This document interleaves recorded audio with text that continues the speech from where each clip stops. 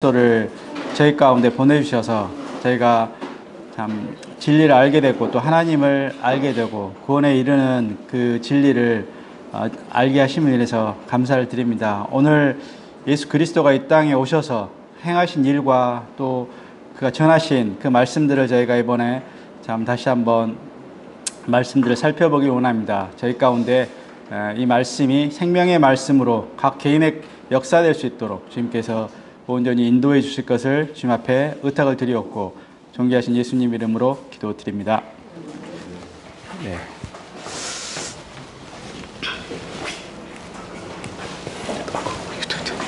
저 마이크 좀.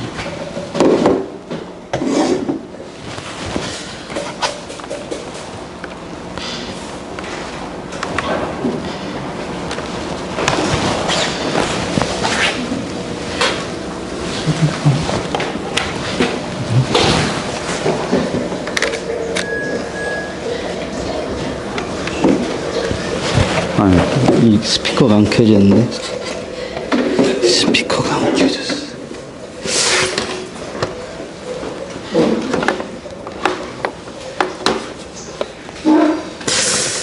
맞아.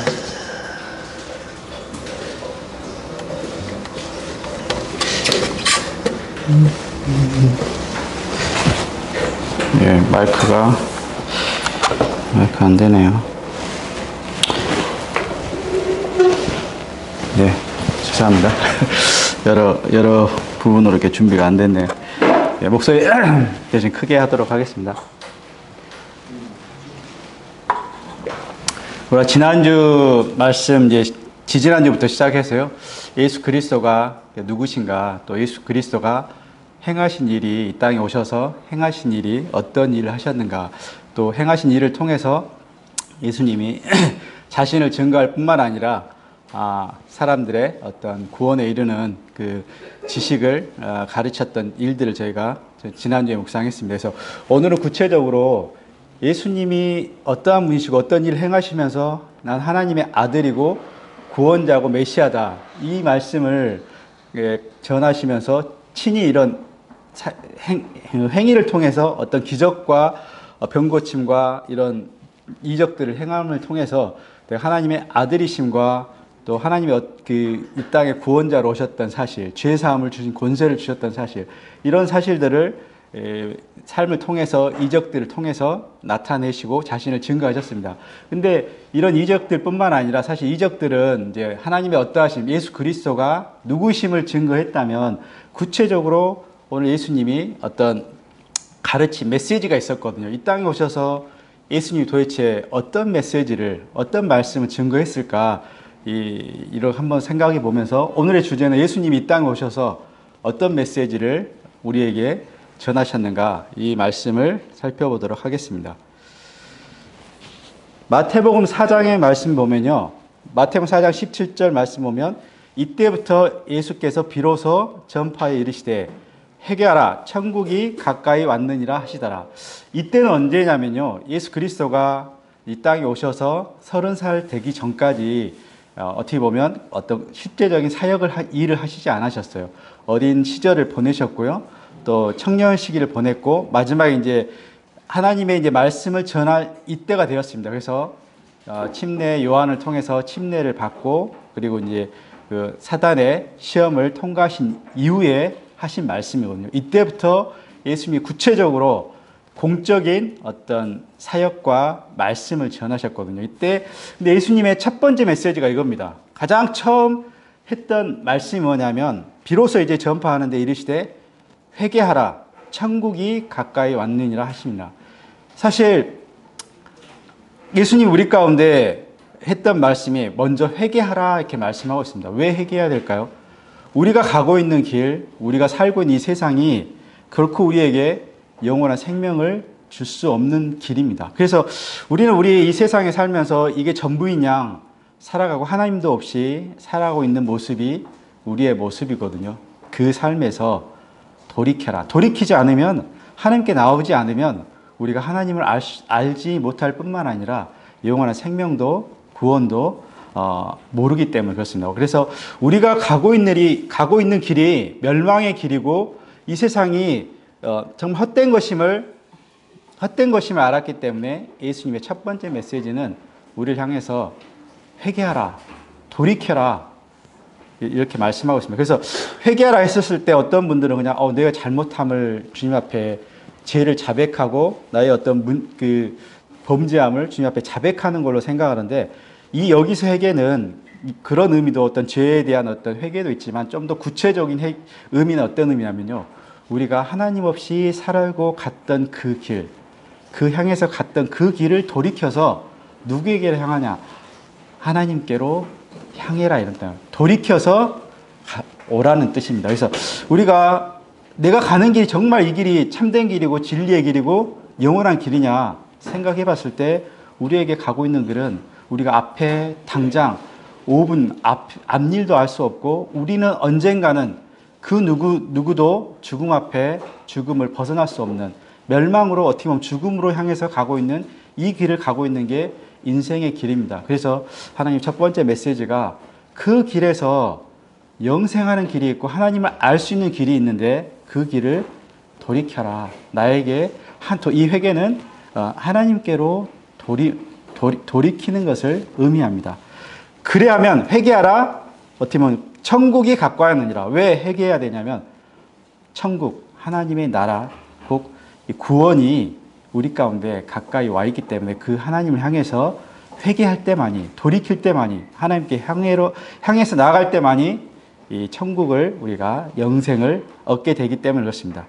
23절 말씀에 보면요, 예수께서 이제 이어서 계속 말씀을, 첫 번째 말씀을 전하십니다. 온 갈릴리를 두루 다니사 그들의 회당에서 가르치는 내용이 뭐냐면 천국 복음을 전파하시며 백성 중에 모든 병과 모든 약한 것들을 고치셨다.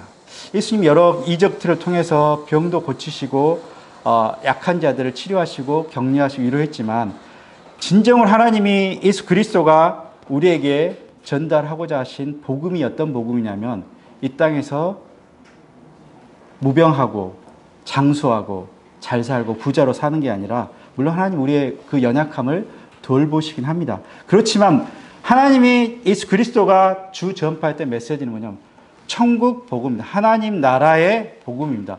우리가 이 땅에 사는 삶이 전부가 아니라 이 보이는 세계는 잠깐이요, 언젠가는 멸망에 사라질 이 세상이라면, 영원한 세계, 하나님이 통치하시는 하나님의 나라가 있다는 사실을 말씀하고 있어요. 그래서 예수 그리스도께서 전하신 말씀은요, 하나님 나라가 있다는 사실입니다. 이 땅에 보이는 이 각각의 나라가 있는 것처럼 분명히 하나님이 통치하시는, 하나님이 주관하시는 그 나라가 있었어요. 그리고 앞으로도 그 나라가 도래할 겁니다. 언제 하나님 나라가 천국이 있었냐면, 아담 때부터 보시면 우리가 하나님이 아담과 하와가 하나님과 함께했던 에덴 동산의 삶이 잠깐 어떻게 보면 천국의 모습을 우리가 알 수 있는데, 아담이 범죄함으로 그 에덴에서 쫓겨나면서 신라곤, 그 하나님이 기쁜 동산에, 그 에덴 동산에서 쫓겨났던 그 이후로부터 우리의 삶은 하나님의 나라가 아니라 우리가 통치하는, 이 세상에 사람이 주관하는, 그렇지만 이 길은 반드시 죽으리라 했던 멸망의 길로 가는, 한번 죽는 것은 사람에게 정하신 것인데 그 후에 심판이 있는 영원한 멸망으로 가고 있는, 죽음으로 가고 있는 게 우리의 인생입니다. 그래서 하나님이 예수 그리스도를 통해서 보내셔서 우리 가운데 메시지가 하나님께로 돌이켜라, 하나님 나라가 있다는 사실을 이 말씀을 통해서 증거하고 있는 것입니다. 그래서 마태복음 4장 이어서 계속 많은 무리들이 병 고침을 받고 연약한 자를 예수 그리스도께서 치료하시는 그 이적들을 통해서 많은 사람들이 이분이 도대체 어떤 분이냐 하면서 많은 사람들이 몰려들었을 때, 우리가 잘 알고 있는 산상수훈, 예수 그리스도께서 그 산에 올라가셔서 많은 무리들에게 가르쳤던 주 내용이, 예수님이 초기에 전했던 메시지가 어떻게 보면 이 산상수훈에 있는 메시지에 많이 담고 있습니다. 첫 번째 전했던 말씀이 뭐냐면요, 입을 열어 많은 무리들이 예수님께 나오게 됐을 때 입을 열어 가르쳐 이르시되, 심령이 가난한 자는 복이 있나니 여기 또 나오지 않습니까? 천국이 그들의 것이다. 하나님 나라가 있는데 하나님 나라에 들어갈 사람이 누구 것이냐 했을 때 착한 사람? 아니면 부자애? 아니면 내가 그래 나름대로 하나님을 쫓은 사람? 그렇게 말하지 않고 있어요. 심령이 가난한 자는 복이 있다. 왜 심령이 가난할까요? 정말 우리의 심령이 가난하게 되면 내가 굉장히 어렵고 뭔가 궁핍하고 그런 공경에 처했을 때 우리의 심령이 갈급하잖아요. 가난하잖아요. 이 가난함이 또 다른 의미는 갈급함이 있잖아요. 이 인생이 이게 전부인가? 인생이 우리 가운데 있는 인생이 이런 삶인가? 회의감도 들고 정말 우리의 인생을 한번 되돌아보는 그런 심령일 것입니다. 그 심령이, 그 가난한 심령이 있는 사람이 복이 있다. 왜냐하면 그들은 하나님께로 나오고 하나님께 구하기 때문입니다. 그래서 심령이 정말 가난한 자, 그들이 천국을 얻게 될 것이다. 하나님을 향해서 인생이 전부가 아니라 마음에 갈급한 자, 그 심령이 있는 사람, 그 사람이 하나님의 나라를 알게 될 것이다. 얻게 될 것이다. 이런 말씀을 증거하시면서 쭉 이어서 애통하는 자, 온유하는 자, 의에 주리는 자, 목마른 자, 긍휼히 여기는 자, 마음이 청결한 자, 쭉쭉 하면 이런 자들이 복이 있다. 이런 마음을 가진 자들, 정말 인생의 자기의 삶에서 자기 자신을 돌아보면서 애통하고 의에 주리고 정말 하나님 향해서 마음이 청결한 자가 복이 있다. 왜냐하면 천국이 그들의 것이기 때문에 그렇습니다. 그러시면서 우리의 마음을 얘기하시면서 우리의 삶을 17절부터는 우리의 삶에 대한 하나님의 백성으로 삶이 어떤 삶이냐에 대해서 17절 말씀부터 말씀하고 있습니다. 그래서 구약에 이미 예수 그리스도께서 우리에게 하나님의 어떻게 보면 전부는 아니지만 하나님의 그래도 인간에게 하나님의 의라고 했던 그 말씀들을 십계명을 통해서 하나의 율법을 우리 가운데 주셨거든요. 근데 그 율법에 십계명을 비롯해서 어느 하나 우리가 지킬 수 없는 사실들을 보게 됩니다.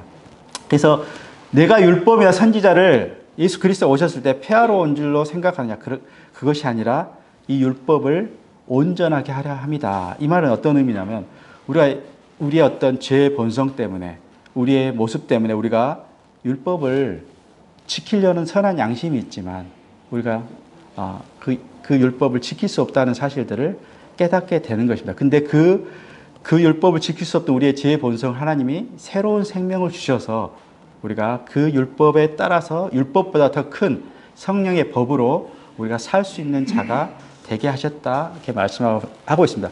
그 중에 대표적인 게 이제 이어서 말씀했던 게 간음하지 말라 이렇게 말씀합니다. 10계명 중에 한 계명이 간음하지 말라 이렇게 말씀이 있거든요.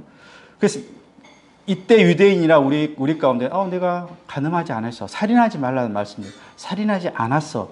이렇게 우리가 이제 그 바리새인들, 유대인들도 그 당시 유대인들도 그렇게 마음을 먹었지만 여자를 보고 음욕을 품는 자마다 너 형제를 보고 미워하는 자는 살인하는 자고 여자를 보고 음욕을 품는 자마다 이미 간음하였다. 우리의 모습은 겉으로는 그럴듯하게 지키는 것 같지만 우리의 마음의 실상은 간음했고 살인한 자의 마음을 가지고 있다고 말씀하고 있습니다. 이 율법을 하나님이 온전케 하시기 위해서 우리의 이 본성의 죄성 때문에 우리가 이러한 삶을 살 수 없는 우리 인간들을 하나님이 거듭나게 하셔서 새로운 생명을 주셔서 이 삶을 살 수 있도록 하겠다 이 말씀입니다.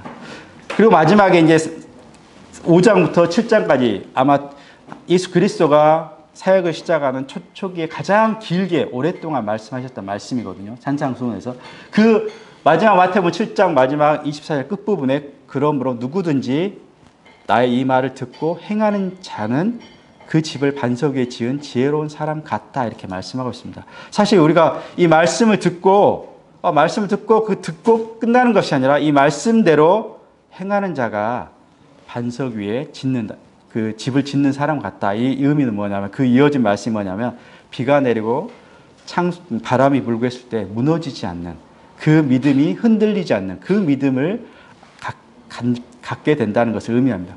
그 반대로 그 반석에 짓는 게 아니라 모래 위에 듣고 행하지 않는 사람은 어떤 집으로 비유했냐면 모래 위에 짓는 집과 같다 이렇게 말씀하고 있습니다. 그래서 어떤 의미입니까? 바람이 불고 비가 오면 모래의 기초가 흔들린 것처럼 이 집은 반드시 무너질 수밖에 없는 집이라는 것입니다. 그래서 우리가 이 말씀을 듣고 이 말씀대로 우리가 행하는 적용되는 삶을 살 때 진정한 우리의 믿음이 완성됨을 말씀하고 있습니다. 그래서 예수님이 이 긴 5장부터 7장 말씀을 통해서 마음이 가난해야 될 것과 우리의 마음이 죄로 인해서 행할 수 없는 그 일을 온전하게 하실 하나님의 나라의 백성으로서 어떠한 삶을 살아야 될 것들을 이 산상수훈 말씀을 통해서 말씀하고 있습니다. 그러면서 마지막 이제 이 씨 뿌리는 비유를 말씀하시고 계시거든요. 농부가 이 씨를 뿌리는 비유를 농부가 보이죠. 이 농부가 씨를 뿌리는 비유로 우리가 어떤 상태인지를 말씀하고 있습니다. 마가복음 4장 3절 말씀이거든요. 씨 뿌리는 자가 이어서 말씀 4장 3절 말씀 보시면 들으라 씨 뿌리는 자가 뿌리러 나가서 뿌릴새 이제 여기에는 이 씨는 그 전에 이 씨는 어떤 의미의 씨 뿌린 자 비유를 통해서 어떤 말씀하고 있냐면 씨는 하나님의 말씀입니다. 하나님의 말씀을 뿌렸고 이 밭은 사람의 마음이다. 이렇게 비유하시면서 이렇게 나중에 풀어서 해석도 해주시거든요. 이어서요. 이 씨는 하나님의 말씀인데 이 말씀이 이 땅에 떨어질 건데 이 땅은 우리의 마음이다. 마음이라는 것을 말씀하고 있습니다. 그래서 그 비유로 생각하시면서 이어진 말씀을 보시면요. 그 씨를 뿌렸는데 그 말씀을 우리 마음 가운데 던졌는데 여기 보면 4종류의 밭이 있음을 보게 됩니다. 첫 번째 길가밭입니다. 여기 보면 덜어는 어떤 씨는 길가에 떨어졌는데 어떻겠습니까? 길가에 떨어지면 이 씨가 땅으로 안 들어가요. 길가는 뭡니까? 딱딱한 땅이거든요. 이 씨가 그 땅 속으로 들어가지 못하고 땅 위에 이렇게 놓이게 됩니다. 그러면 어떻겠습니까? 새가 와서 그 씨를 먹어버린다. 곧 이 말씀을 듣지만 이 딱딱한 마음 때문에 이 말씀이 들어갈 여지가 없는 거예요. 그렇다면 이 말씀은 새가 먹어버린 것처럼 이 말씀이 날아가 버린 것을 의미합니다. 두 번째 덜어는 흙이 얕은 돌밭. 흙이 있는데 그 안에 또 돌멩이가 이렇게 있어요. 돌멩이가 있어서 이 흙이 깊지 않아요. 이럴 때 이 땅에 떨어진 이 씨는 어떻게 됐습니까? 예, 흙이기 때문에 그 씨앗을 맺지만 뿌리가 깊지 못해요. 이 돌이 있고 이것 때문에 뿌리가 깊지 못해서 이 어려움이 오면 이 씨앗이 다 쓰러져 버리는 것을 의미합니다. 이 돌밭, 우리 마음에 있는 이 강팍한 마음, 우리 마음 가운데 내가 생각하고 있는 그 내가 옳다고 하는 그 굳은 마음, 우리 중간중간에 우리 마음 가운데 그 마음이 있다는 것을 말씀하고 있습니다. 그래서 그 돌밭 때문에 이 말씀이 나의 견고한 이 마음의 생각 때문에 내가 옳다고 여기는 하나님 말씀보다 내가 더 옳다고 여기는 이 견고한 이 딱딱한 마음 때문에 말씀이 들어갔지만 다시 이게 온전히 그 말씀이 역사하지 못해요. 그런 것 같다 하면서도 여전히 내가 옳다고 이렇게 생각하는 걸로 마음이 굳어져 있습니다. 이런 경우도 어려움이 오면 그치 아니지 하고 그 말씀을 언제든지 이렇게 말씀이 날아가 버리는 것을 보게 됩니다. 세 번째 밭은 어떤 밭이냐면요. 덜어는 가시떨기에 떨어짐에 가시가 나는 이 풀밭 같은 엉겅퀴가 나는 그런 가시밭에 떨어졌다는 것입니다. 여기에는 가시가 자랄 수 있을 정도로 여기에는 어떻게 충분한 땅이 있고 흙이 있는 땅이었어요. 그렇지만 이곳에 뭡니까? 가시 같은 나쁜 어떤 잡초들이 있다는 걸 보게 됩니다. 그렇게 됐을 때 이 씨앗이 온전히 새싹이 나고 자라는데 온전히 자라지 못하는 것을 보게 됩니다. 그래서 이 가시떨기에 가시나무가 있는 이 땅의 비유를 예수님이 뭐라고 말씀하셨냐면 세상의 염려와 재물의 유혹이다. 우리가 하나님의 말씀을 정말 우리가 듣지만 세상의 염려, 이 세상에 어떻게 살아가느냐, 또 재산의 유혹, 이 세상에 살면 가장 큰 힘이 뭡니까? 사실 돈이에요.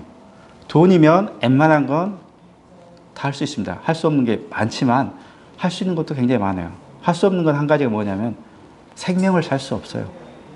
이 세상에 있는 것들에 국한해서 할 수 있지만 사람의 마음 또 이 생명은 이 돈으로도 살 수 없습니다. 하여튼간 이런 이 세상의 염려, 내가 어떻게 살아야 되냐, 이 재물의 유혹, 이런 욕심 때문에 이런 것들이 가시나무라는 거예요. 이런 욕심 때문에 그 말씀이 온전히 역사하지 못하고 자라지 못하고 거기서 이 말씀이 이 씨앗이 죽어버리는 그런 밭이 가시 떨기와 같은 밭이라고 얘기합니다. 그럼 마지막에 어떤 밭이냐? 좋은 밭에 떨어지자. 좋은 밭은 어떻습니까? 그 흙이 있고 부드러운 흙이고 그곳에 잡초가 없는 그런 밭인데 이 땅에 떨어졌을 때 이 씨앗이 어떻게 됐습니까? 씨가 씨앗을 맺고 줄기가 자라고 열매를 맺으면서 30배, 60배, 100배의 열매를 맺는다. 이 열매는 하나님이 우리 가운데 주셔서 하나님 나라의 열매인 것이거든요. 우리의 성품의 열매도 되고요. 이 구원의 열매도 되고 복음의 열매도 되는 것입니다. 그래서 하나님이 우리 가운데 주신 그 열매를 맺은 온전하게 이 자라게 되는 그 밭이 좋은 밭이다. 좋은 밭이 될. 그래서 우리 마음이 어떤 밭인가 한번 생각할 필요가 있습니다. 정말 하나님 말씀 우리 예수 그리스도께서 전하신 이 땅 오셔서 전하신 이 복음의 메시지를 듣고 있는데 우리의 마음은 어떤 밭인가 한번 생각해 볼 필요가 있습니다. 내가 정말 좋은 밭인가? 좋은 밭일 때 그 말씀은 능력이 있고요. 그 말씀이 우리 심령 가운데 역사하게 된다는 것입니다. 그래서 우리가 좋은 밭이 되기를 원하는 마음이 있습니다. 근데 우리가 어떤 밭인지에 대해서 마가복음 7장에서는 우리의 마음을 잘 얘기해 주고 있습니다. 마가복음 7장 말씀을 보면요. 이르시되 이사야가 너희 누구를 향해서 이 말씀을 증가하고 있냐면요. 유대인 중에 바리새인과 서기관들에게 이 말씀을 증가하고 있습니다. 그들은 어떻게 보면 하나님을 향해서 열심히 있는 백성이었고 종교적인 삶을 살았던 그런 어떻게 보면 그 하나님을 따르고자 했던 그런 부류의 사람들입니다. 근데 그들을 향해서 예수님이 오히려 강하게 질타하십니다. 왜냐하면 이르시되 너희 외식하는 자들아, 이들의 모습은 외식하고 있다고 말씀하고 있어요.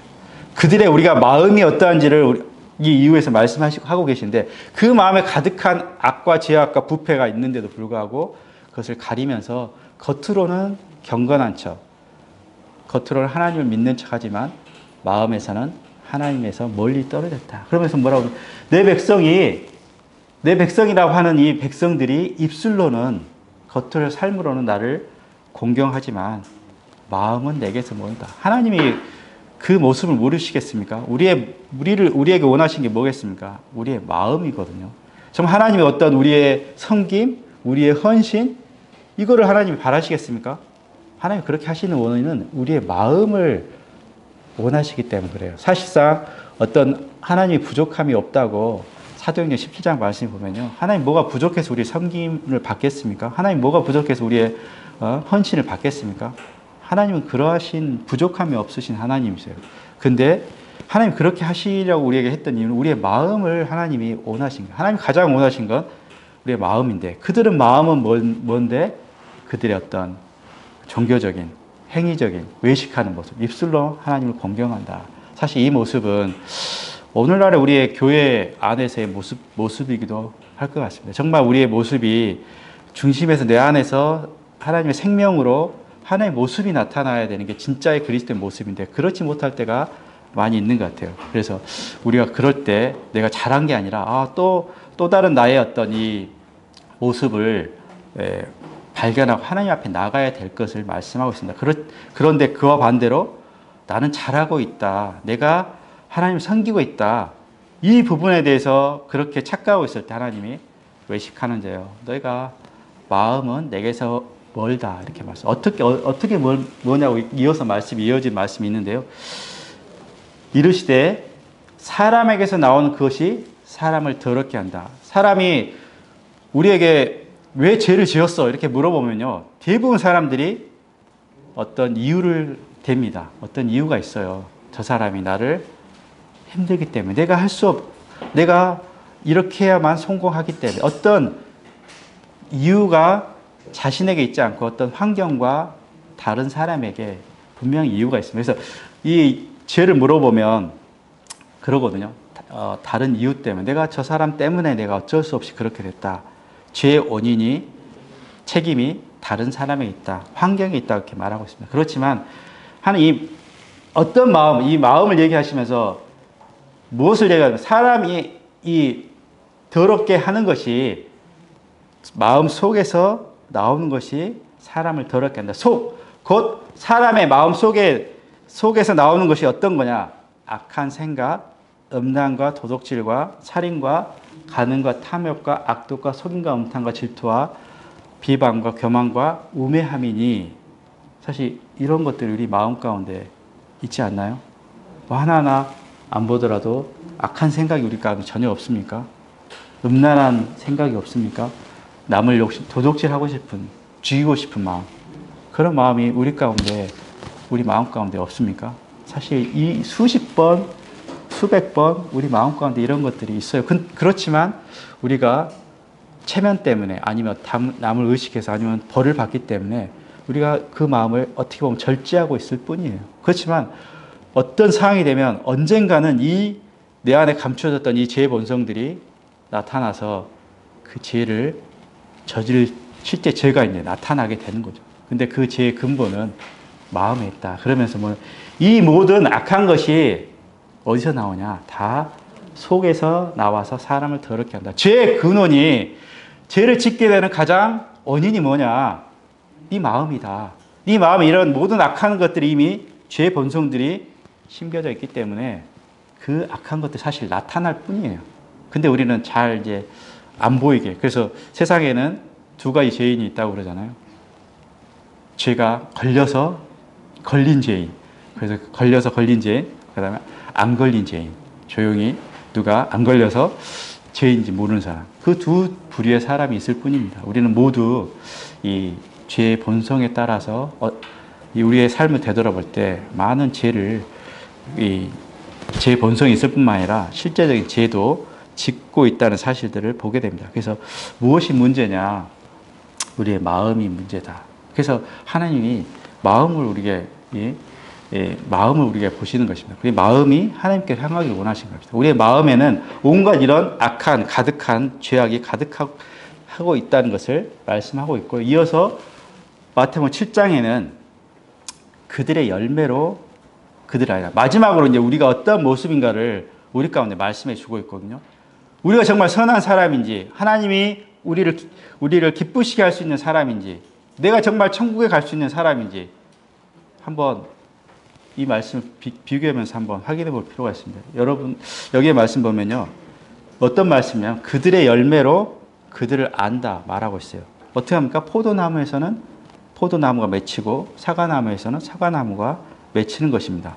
그래서 좋은 나무마다 아름다운 열매를 맺고 못된 나무가 나쁜 열매를 맺는다는 것이에요. 그러면서 뭐라고 하냐면 이러므로 그들의 열매로 그들을 알리라.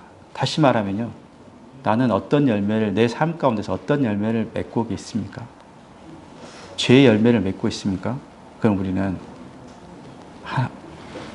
하나님이 없는 죄된 본성을 따라서 살아가고 있는 그 죄 나무라고 말씀하고 있습니다. 그래서 성경에는 사실 우리가 죄에 대해서 많이 얘기하고 있는데요.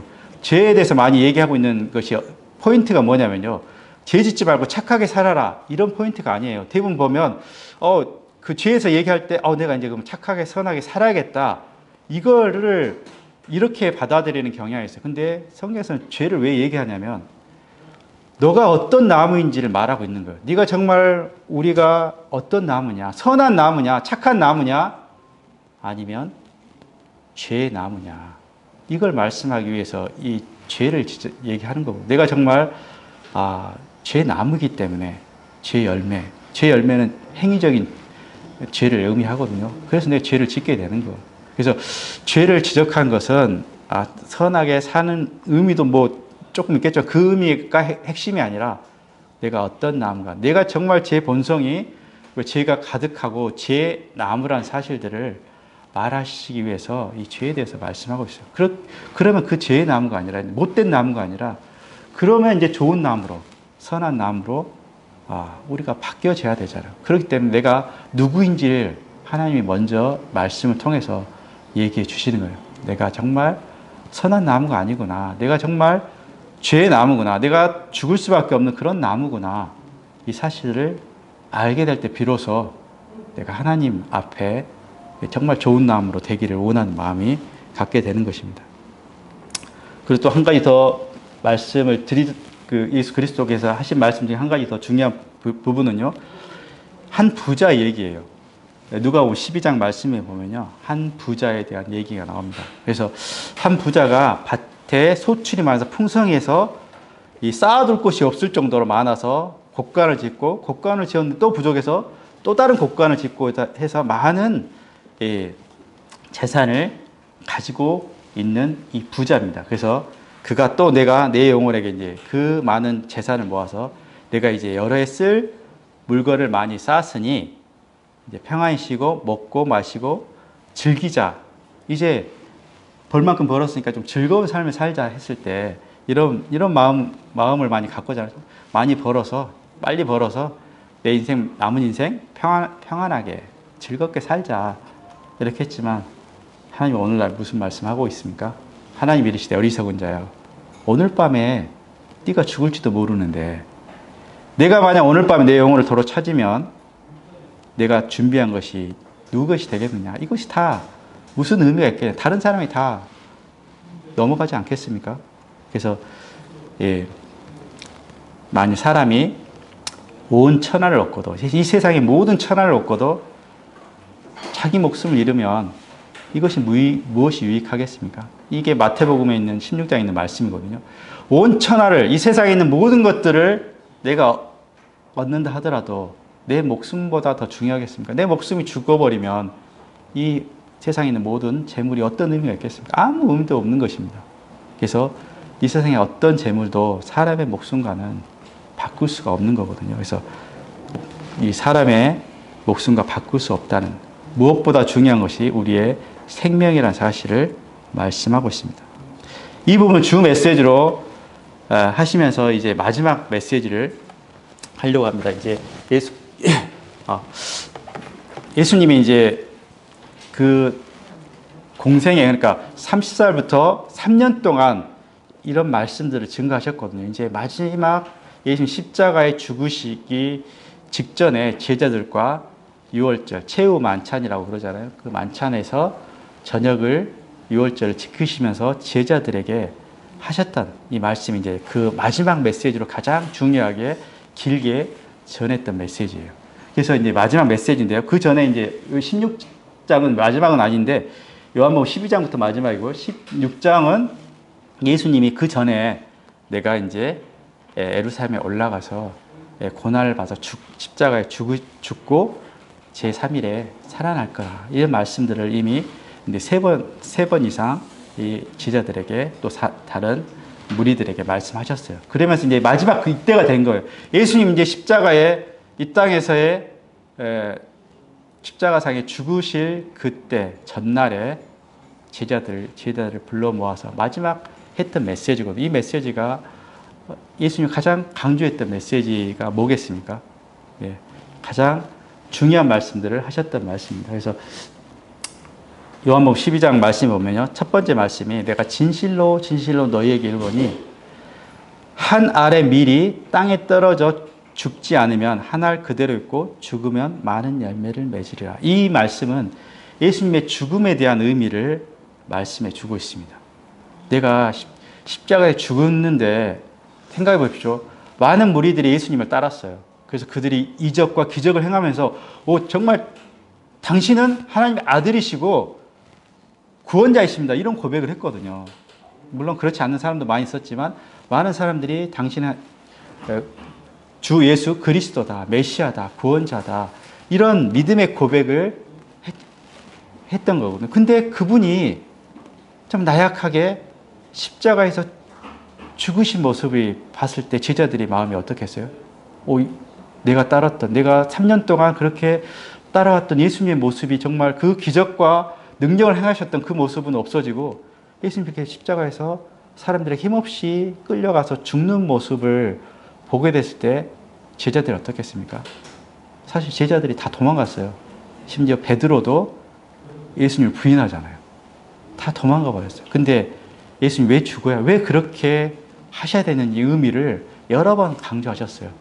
내가 죽으실 것과 부활을 강조하셨고, 특별히 있게 요한복음 12장 이 말씀에는 그 중요한 메시지를 전하고 있는데요. 하늘의 밀이 땅에 떨어져 죽어야만, 씨가 떨어져 죽지 않으면, 씨가 그대로 있으면 그 씨가 그대로 있잖아요. 근데 이 씨가 땅에 떨어져 죽어서 그 싹을 맺고 자라서 나무가 됐을 때 어떻게 됩니까? 열매를 맺잖아요. 그것처럼 이 열매는 우리들의, 사람들의 구원의 열매예요. 그래서 내가 죽어야만 이 열매를 맺을 수 있다. 예수님의 죽으심의 의미를 말씀하고, 내가 죽지 않으면 사람에게 구원이 없다는 것을 말씀하고, 사람의 열매를 맺을 수 없다는 것을 말씀하고 있습니다. 그래서 하늘의 밀이 땅에 떨어져 죽지 않으면, 죽어야만 내가 비로소 많은 구원의 열매를 내가 맺게 된다. 이 의미는 다음 시간에 왜 죽어야만 열매를 맺게 되는지 의미는 좀 더 구체적으로 말씀드리겠습니다. 아무튼 예수 그리스도가 그렇게 죽으심을 통해서 내가 많은 사람들을 구원하셔야 됐기 때문에 그렇게 십자가에서 죽으신 것입니다. 또 죽으실 뿐만 아니라 예수님이 부활하실 것도 말씀하고 있어요. 내가 조금 있으면 세상이 나를 보지 못할 것이요. 왜냐하면 예수 그리스도께서 십자가에 죽으셨기 때문에 무덤에 묻히셨고, 근데 부활하셨어요. 근데 너희는 나를 보리니, 죽어서 더 이상 볼 수 없는 주님이 아니라 주님이 부활하셔서 너희는 나를 보리니 이는 내가 살아있고 너희도 살겠습니다. 내가 다시 부활할 것을 말씀하고 있습니다. 그날에 예수 그리스도께서 다시 죽으시고 3일 만에 부활하신 날에는 내가 아버지 안에 있고 너희가 나를 볼 것이다 말씀하셨고, 너희가 내 안에 있고 내가 너희 안에 있을 것이다. 너희와 한 마음 가운데 내가 거할 것을, 우리 마음 가운데 거하실 것을, 그리고 너희가 내 안에, 우리가 주님 안에 거하고 있다는 사실들을 말씀하고 있는 것입니다. 그러시면서 마지막에 이제 또 내가 죽어서 너희를 떠나가야 너희에게 유익할 것 하면서 보혜사 성령님이 우리 가운데 보내시겠다. 그래서 또 다른 중요한 약속은 뭐였냐면, 내가 가지만 너희를 홀로 버려두지 않고 내가 살아날 것이고, 하늘 우편에 있는데 하나님의 성령을 너희 가운데 보내주셔서 너희 가운데 거하게 하시다. 그러면서 그는 진리의 성령이니 성령이 오시면 그가 모든 진리 가운데 너희를 인도하고 장래 일을 너희에게 알리시겠다. 사실 성령을 통해서 우리 가운데 하나님이 우리와 함께 하시겠다는 그 약속의 말씀, 내가 죽음의 의미와 내가 다시 살 것과 내가 하나님 우편에 앉으셔서 성령을 너희에게 보내셔서 하나님이 너희와 사람과 교통하게 하시겠다는 말씀을, 이 약속의 말씀을 이 마지막 메시지에 전하셨던 거거든요. 그리고 그뿐만 아니라 마태복음 24장에 보시면요, 또 이것이 전부가 아닙니다. 또 주님이 다시 오심을 얘기하고 있습니다. 또 주의 임하심과 세상 끝에는 무슨 징조가 있으리요. 제자들이 예수님이 죽으시고 하나님 하늘 우편에 올라가신다고 했을 때, 그리고 다시 예수님이 다시 그걸로 끝이 아니라 이제 예수님이 다시 오신다. 처음에 오셨을 때는 이 땅에서 십자가에 죽으심을 오셨지만 다시 오신다고 말씀하고 있거든요. 근데 그 다시 오심이 언제입니까? 이 제자들이 궁금했어요. 그랬을 때 주의 임하심은 다시 오심이거든요. 다시 오심과 이 세상의 끝은 어떤 징조가 있습니까? 해서 마태복음 말씀을 통해서 이 마지막 때의 어떤 말씀들을 잠깐 말씀해 주고 있거든요. 그래서 난리와 난리의 소문이 있겠고, 그 다음에 민족이 민족과 나라가 대적하겠고, 곳곳에서 지진과 기근이 있으리라.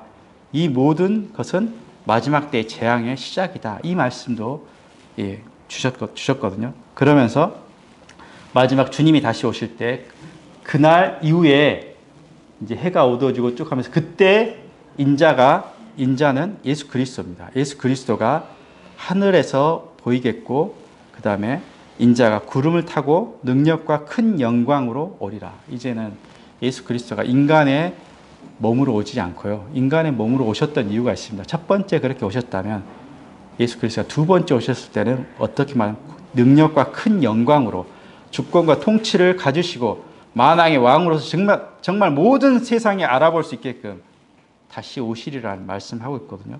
그가 큰 나팔과 함께 천사들을 보내리니 그들이 그를 택하신 자를 모으는 날, 택하신 자, 구원받은 자들을 하나님이 찾는 자, 그 이후에 마지막 심판이 있음을 말씀하고 있습니다.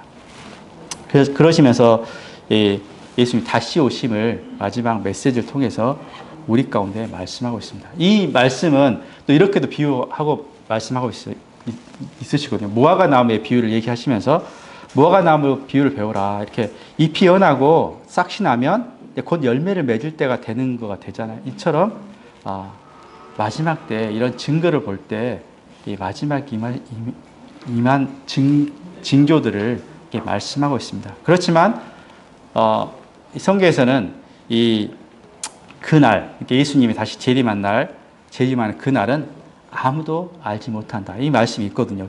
이 말씀이 아무도 알지 못하고 알 수 없고 오직 아버지만 그 아신다. 그래서 어떤 분들은 막 정확히 언제 임한다 이런 말씀도 하시는데 그 날과 때는 하나님만이 아시는데 우리는 그 징조를 알 수 있다. 마지막 때에 갈수록 보면 세상에 이 기근과 이런 징조들이 많이 나타나고 있거든요. 민족과 민족들이 싸울 거고 나라가 나라를 대적할 거고 기근과 지진이 일어날 거다. 최근에 이 기록들을 보면요. 사실 이 큰 지진들이 이렇게 많이 일어난 시기가 없었어요. 그 전에는 큰 지진이 있었죠. 근데 그 주기가 굉장히 빨라지고 있다는 것을 과학적으로 이미 기록들도 다 증가하고 있거든요. 그래서 각처에서 지진과 난리와 소문이 전쟁이 있을 것을 말씀하고 있습니다. 이때가 되면 예수님이 다시 오실 때가 있다는 것을 말씀하고 있는 것입니다.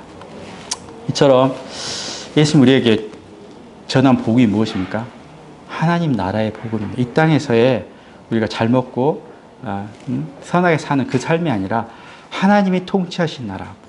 지금은 보이지 않는 것처럼 보이지만 이 세상이 전부 있는 것처럼 여기지만 이 세상이 전부가 아니라 이 하나님의 나라가 이 땅뿐만 아니라 이 땅에도 도래할 뿐만 아니라 영원한 하늘나라 통치하신 그 나라가 임하실 것을 이 말씀을 통해서 마지막 메시지를 통해서 예수 그리스도가 우리 가운데 증거하고 있다는 사실들을 우리가 묵상하게 됐습니다.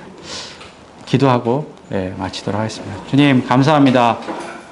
저희가 인생이 전부가 아니고 이 세상이 전부가 아니라 우리에게 영적인 세계와 하나님 나라와 이 구원의 은혜가 있음을 이 말씀을 통해서 증거해 주심을 해서 감사를 드립니다. 저희의 눈을 열어주셔서 하나님 나라를 볼 수 있게 해주시고 영원한 세계, 영생의 의미들을, 은혜들을 볼 수 있는, 알 수 있는 은혜를 있게 해주시기를 주님 앞에 의탁을 드리며 존귀하신 예수 그리스도 이름으로 아버지 하나님께 기도드립니다.